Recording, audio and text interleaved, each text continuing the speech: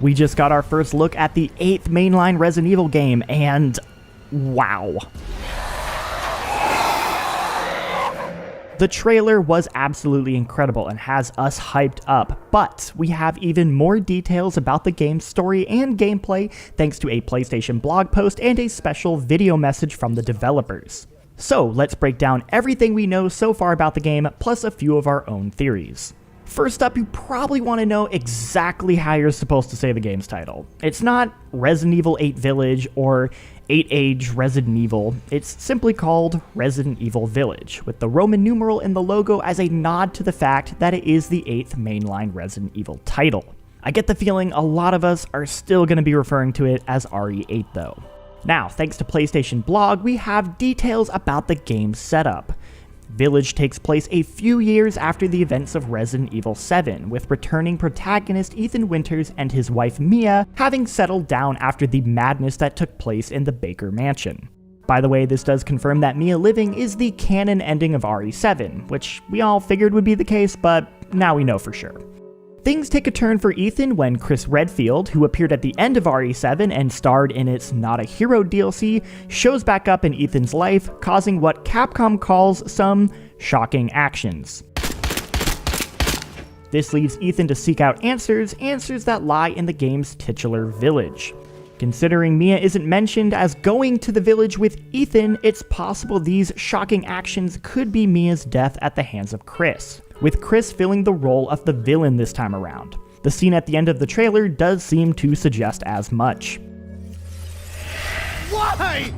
Further evidence of Chris's darker role is hinted at in this key art of the game, showing a brooding, snow-covered Chris with dried blood on his face.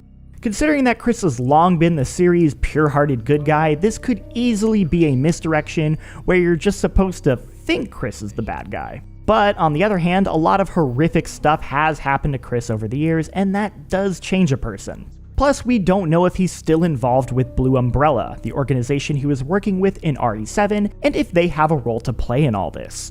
The developers consider the titular village to be a key character in itself. Think of the level of character and detail that RE7's Baker Mansion had, but now it's an entire village. It's safe to say we are getting strong RE4 vibes with the ramshackled village sitting below a massive castle.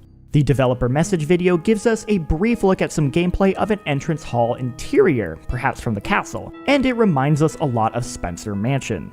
We don't want to get too ahead of ourselves, but this game seems to be ticking all the right boxes in terms of setting. Now let's talk about some gameplay. Village builds off the design of Resident Evil 7, retaining that game's first-person perspective. The developers have stated that Village will be, quote, upping the ante a bit on action when compared to RE7, but the game is still very much considered a survival horror experience. It will also have more exploration than RE7 did, which fits with the upgrade from a Louisiana plantation to an entire village.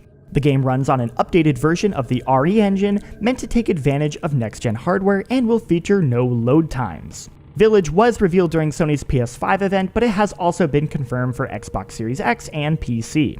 Perhaps one of the most exciting reveals is a brief look we have at the game's inventory menu. The clean design aesthetic is very much in line with RE7 and the recently released remakes, however, this time the items are all carried in a briefcase that uses the RE4 Tetris inventory system. We also see 100 Lie up in the corner, which might be a currency system. I'm not trying to get my hopes up too much for the Return of the Merchant, but considering all the RE4 parallels, it's hard not to get excited at the possibility. And finally, the developers teased this piece of key art, saying that they debated even showing it because of how much is revealed in the image. This thing also shows up in the trailer in the village itself, which makes it likely that it's an idol or symbol of some sort. We're getting some strong Las Plagas vibes from the dried up husk in the middle, but it's hard to say for sure. It's time to put on your detective caps, internet, and get to sleuthin'. That was a lot of info thrown at us, but there's still a ton we don't know. Like, what's up with that werewolf guy? We're promised even more reveals for Village towards the end of the summer, so make sure to stay tuned to GameSpot for all things Resident Evil.